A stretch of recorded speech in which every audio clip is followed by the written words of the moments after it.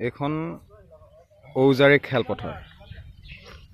ঔজাৰীত অৱস্থিত খেলপথাৰখনৰ চাৰিওটো দিশ শুৱনি কৰাৰ হেতু ঔজাৰী গাঁৱৰ আমাৰ গোটেই ডেকা ল'ৰা, ডেকা বয়সস্থ সকলোৱে মিলি সকলোৰে ঘৰৰ পৰা বাঁহ তুলি সকলোৱে দান কৰিছে, বাঁহ দান কৰিছে আৰু আমি চাৰিও চাইডে গছপুলি ৰোপণ কৰিছোঁ। এয়া আপোনালোকে দেখিবলৈ পাইছে, চাৰিও চাইডে বেৰণ দি থকা হৈছে গছপুলিবোৰত। আৰু এই খেলপথাৰখন ভৱিষ্যতে সুৰক্ষিত কৰি ৰখাৰ আমি ব্যৱস্থা কৰিছোঁ। ইয়াত আমাৰ গোটেই গাঁৱৰ ডেকা ল'ৰাসকলে শ্ৰমদান দিছে। ইয়াৰ আমাৰ গাঁৱৰ বহুতো খেলুৱৈ আছে। এইখন ফিল্ডতেই খেল খেলি বহুতো ল'ৰাই ভৱিষ্যত উজ্জ্বল কৰাৰ সপোন দেখিছে। এয়া আমাৰ ল'ৰাবোৰে বহাৰো সুবিধা কৰা হৈছে, চাং বনোৱা হৈছে, চাঙৰ কাম চলি আছে আৰু চাৰিওফালে গছপুলি ৰোপণ কৰা হৈছে। এটা সুন্দৰ পৰিৱেশ গঢ়ি তোলাৰ এয়া চেষ্টা চলি আছে। মই আমাৰ দুজনমান দাদাৰ পৰা দুআষাৰমান জানিব বিচাৰিম। এয়া গছপুলি বেৰণ দিয়াৰ কামত আছে, দ্বীপ আছে, তুলতুল, এইটো গছপুলিৰ কামত লাগি আছে। আৰু চাৰিওদিশে চাৰিওফালে সকলো ল'ৰাই গছপুলি সংৰক্ষণ কৰাৰ হেতু ব্যৱস্থা চলাই আছে। এইটো কি পুলি বোলে? লেটেকু। ভাল ফল মূল, খাবলৈ ভাল ফল এবিধ। তাৰো ইয়াত ব্যৱস্থা কৰা হৈছে আৰু ভাল ভাল গছ পুলি কিছুমান ৰোৱা হৈছে। এয়া দেখিছে বহুতো গছ পুলি চাৰিও চাইডে বেৰ দি দিয়া হৈছে যাতে গৰু ছাগলীৰ পৰা গছপুলিটো বাচি থাকে, তাৰ ব্যৱস্থা কৰা হৈছে। ইয়াত দ্বীপ সদায় কামত যায়। আজিৰ দিনটো, আজি বিশ্ব পৰিৱেশ দিৱস, আজিৰ দিনটোত সি আমাৰ ঔজাৰীৰ খেলপথাৰখন শুৱনি কৰাৰ হেতু শ্ৰমদান দিছে। আজি ইয়াত তুলতুল দোকান বন্ধ কৰি আহি ইয়াত আজিৰ দিনটোৰ কাৰণে শ্ৰমদান দিছে। আমাৰ এই কামবোৰ বহুদিনৰ পৰা চলি আছে। এইটো নহয় যে বিশ্ব পৰিৱেশ দিৱস বুলি আমি বিশ্ব পৰিৱেশ দিৱসৰ দিনাই যে আমি কাম কৰিব লাগিব, সেইটো নহয়। গোটেই চাৰিও চাইডটো বেৰণ দিয়া হৈছে আমাৰ ঔজাৰী খেলপথাৰৰ।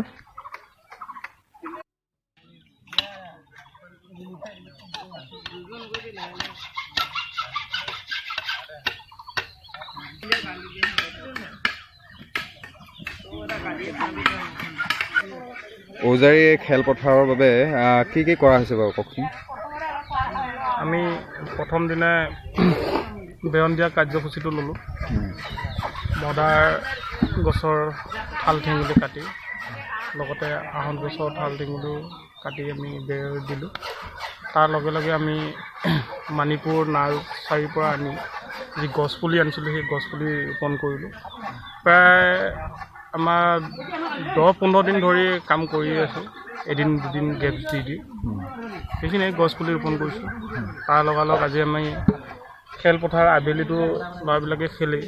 তাৰপিছতো আকৌ আজি যিখিনি মানে অলপ আহে খেলপথাৰত খেলুৱৈবিলাকক উৎসাহ উদ্দীপনা যোগাবৰ কাৰণে, তেখেতসকলৰ কাৰণে আমি দুই এখন আসনৰ ব্যৱস্থা আজি কৰি দিছোঁ। সেইখিনিয়ে কৰি আছোঁ বৰ্তমান। ধন্যবাদ। কিমান সময়ত আহিলে? মই এই পাইছোঁহে এতিয়া। পাইছেহি? অঁ, লাগিছে তাৰমানে? এয়া গছৰ পুলি নাইচোন। ইয়াৰ পৰা উঠাই লৈ পেলাই পুলিটোত ঢাকি দিমগৈ।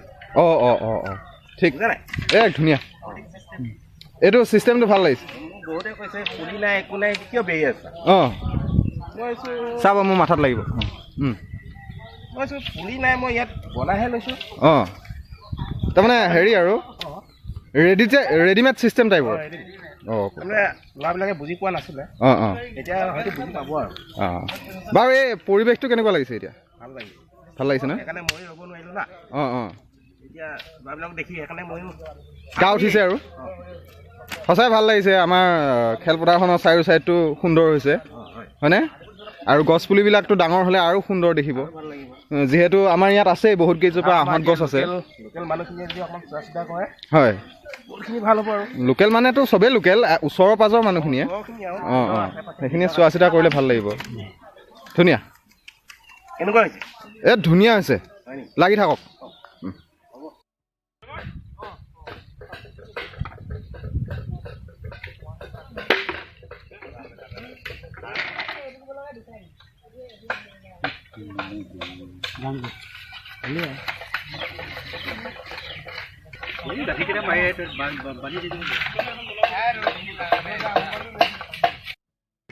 আজিৰ এই পৰিৱেশটো পৰিৱেশ দিৱস সময় লাগিছে হয় এই ল'ৰাখিনিয়ে কাম বন কৰাৰ কাৰণে কেনেকুৱা লাগিছে ল'ৰাখিনি কাম বন কাৰণে ভাল লাগিছে লকডাউনত যে গৰমটোক ডাউন দিব পাৰিছে হয়নে নহয় হয় লকডাউনতে গৰমটোকো ডাউন দিব লাগিব হয় গছ চছ এতিয়া পাৰে পৰিৱেশটো আজি 5 জুন বুলি নহয় আৰু হয় আমি মাজে মাজে যদি তেনেকৈ আমি যদি ঘৰখনৰ পৰা আদি কৰি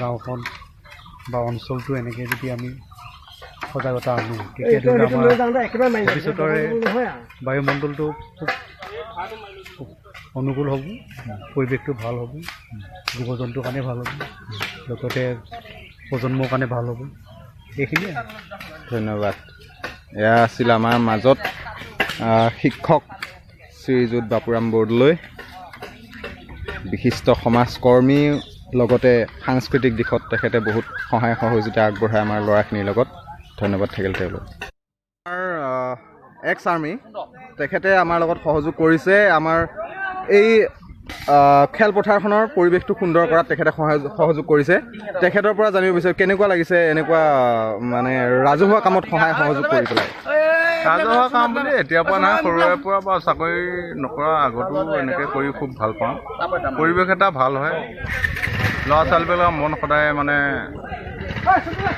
ক্ৰীড়াৰ প্ৰতি আগ্ৰহ এটা হয় একত্ৰতা থাকে যে সেইটো কাৰণে এইবিলাক কাম যিমান পাৰি কৰি যাব লাগে আৰু হয় মোৰ মনোভাৱ এতিয়া আমাৰ খেলপথাৰখনৰ পৰিৱেশটো কেনেকুৱা লাগিছে বহুত গছ পুলি ৰোৱা হ'ল প্ৰায় 150 মান হ'ব নেকি আগতকেতো বহুতেই ভাল লাগিছে ল'ৰাবিলাকে কামো কৰিছে সেইকাৰণে এটা মনোৰমা এটা পৰিৱেশ হ'ব সময়টো লাগিব 5-6 বছৰ তাৰপিছত পৰিৱেশটো আপোনালোকে অনুভৱ কৰিব পাৰিব বা দেখিব ধন্যবাদ আপুনি আমাৰ এই খেলপথাৰৰ কামত লাগি দিয়াৰ বাবে আপোনাৰ নিজৰ সময়খিনি ক্ষতি কৰি হ'লেও ৰাজহুৱা কামত এনেদৰে সময় দিয়াৰ বাবে আপোনালৈ বহুত বহুত ধন্যবাদ জ্ঞাপন কৰিছোঁ এজন সচেতন নাগৰিক হিচাপে এইবোৰ কোৱাটো নিজৰ এটা দায়িত্ব হয় ল'ৰা ছোৱালীবিলাকো আগুৱাই নিব লাগিলে নিজে অলপ কষ্ট বা হাতে কামে লাগি দিব লাগিব তেতিয়াহে তেওঁলোককো আগুৱাই নিব পৰা যায় হয় হয় ধন্যবাদ থাকিল আপোনালৈ থেংক ইউ আমি যাম আমাৰ মাজত উপস্থিত আছে আমাৰ এই ল'ৰা ছোৱালীখিনিক উৎসাহ জগোৱাত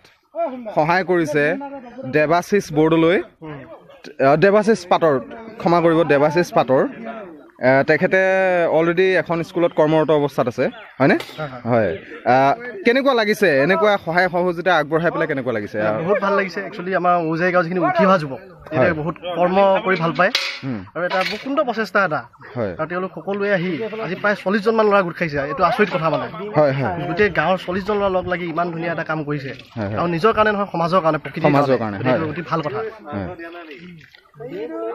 আৰু মানে কি আমাৰ খেলপথাৰখনৰ কাৰণে কিবা কিবি যোগদানো দিয়া হৈছে আমাৰ ল'ৰা ছোৱালীখিনিৰ ফালৰ পৰা হওক আমাৰ ফালৰ পৰাই হওক কিবা এটা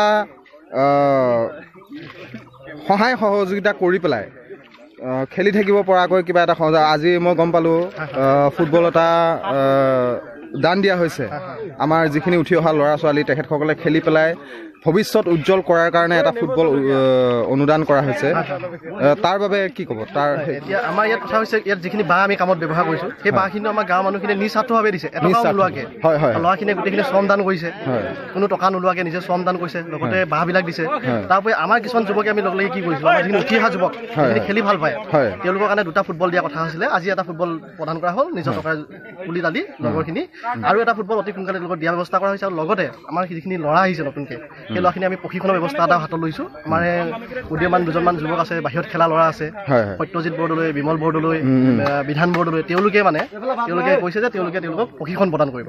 গতিকে আমাৰ ল'ৰাখিনিৰ কাৰণে এটা ভাল কথা, তেওঁলোকে উৎসাহেৰে খেলক, গাঁওখনক সুনাম কঢ়িয়াই আনক, সেইটো আশা কৰোঁ। ধন্যবাদ জনাইছোঁ। আমাৰ ঔজাৰী গাঁৱৰ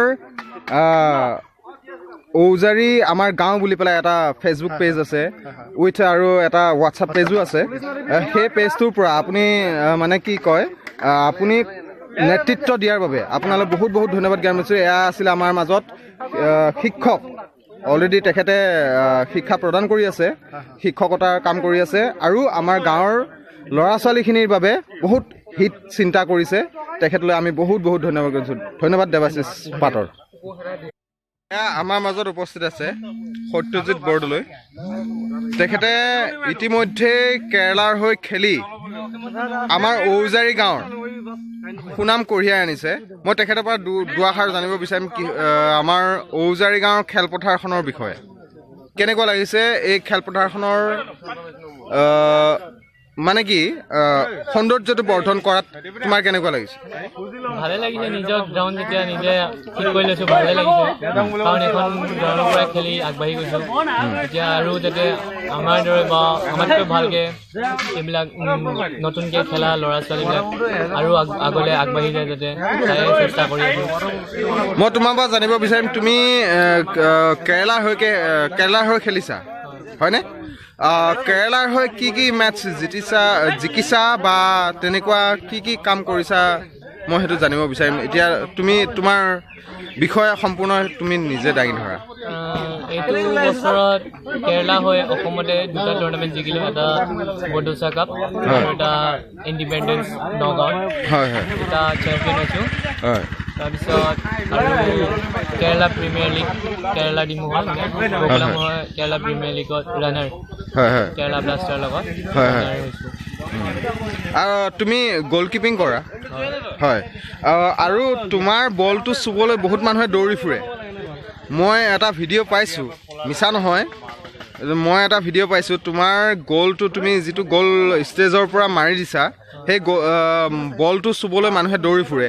গতিকে তুমি সেই তেনেকুৱা এটা মুহূৰ্তৰ কাৰণে তুমি কেনেকুৱা অনুভৱ কৰিছা? তুমি তাৰ বাহিৰে অলপমান জনাই দিয়া যদি। ভালে লাগিছে, কাৰণ তাত চিফ গেষ্ট মাতিছিল।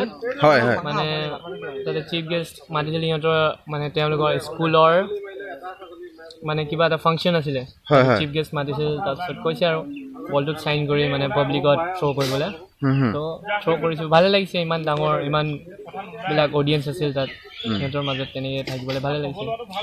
ধন্যবাদ জনাইছোঁ। আমাৰ এই ঔজাৰী গাঁৱৰ পৰা উজলি উঠা আমাৰ সত্যজিৎ বৰদলৈলৈ আমি ধন্যবাদ জ্ঞাপন কৰিছোঁ। সেইটোৱে, আমি যিহেতু ইয়াতে শৈশৱকাল পাৰ কৰিছোঁ, ভৱিষ্যত প্ৰজন্মও ধুনীয়াকৈ পাৰ কৰক প্ৰাকৃতিক পৰিৱেশৰ মাজত। এনেও ঔজাৰীখন প্ৰাকৃতিক সৌন্দৰ্যতাৰ ক্ষেত্ৰত মৰিগাঁও জিলাৰ ভিতৰতেই বহুত আগবঢ়া। লকডাউনৰ প্ৰভাৱ ডেফিনেটলি আছেই। লকডাউনৰ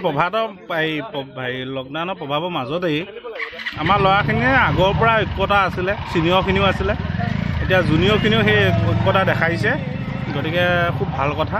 ভৱিষ্যত দিনতো এনেকুৱা ঐক্যতা দেখাওক, চবেই মিলি এনেকুৱা কাম কৰক, গাঁৱকে কৰক, ৰাইজকে কৰক, ডেফিনেটলি ভাল হ'ব। এতিয়া আপুনি বিশ্ব পৰিৱেশ দিৱস হিচাপে আপুনি ৰাইজলৈ কি অনুৰোধ কৰিব? মই অনুৰোধ এটাই কৰিম, অকল 5 জুন তাৰিখে আমি পৰিৱেশ দিৱসটো মানিলেই নহ'ব। আমি পৰিৱেশ দিৱসটো যিহেতু 5 জুনত মানি 100 ডালেই হওক, এডালেই হওক গছপুলি ৰুইছোঁ। নেক্সট পৰিৱেশ দিৱসলৈ যদি আমি এনেকৈ এটা ভিডিঅ' কৰি সেই গছপুলিটো দেখাব পাৰোঁ, তেতিয়া আমি সাৰ্থক বুলি ধৰি লওঁ। গতিকে চবেই সেইটো দায়িত্ব। হয়, আমি মিষ্টাৰ অসীম খৰালৈ আমি ধন্যবাদ জ্ঞাপন কৰিছোঁ। এয়া আপোনাৰ